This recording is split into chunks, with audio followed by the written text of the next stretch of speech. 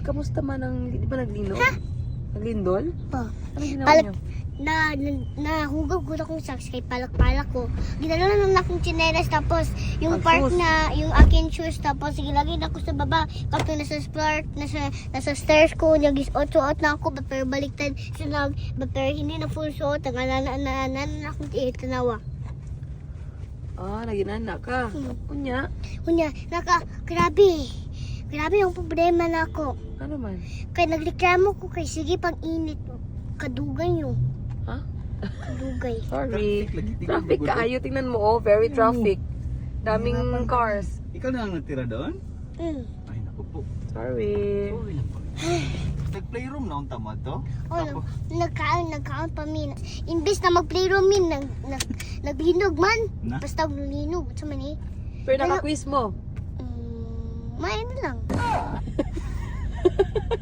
Uy! Gutom ka? Yan, hindi man na-finish ang food. Kasi naglinog man kalit.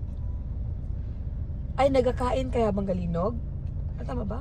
Hindi, naglinog. Nagkain kami. Yun. Tapos naglinog. Tapos nag-shot man si teacher niya ni. Nag-drill. So, nagpalak-palak ni. Imbis na mag-playroom, play day na mo.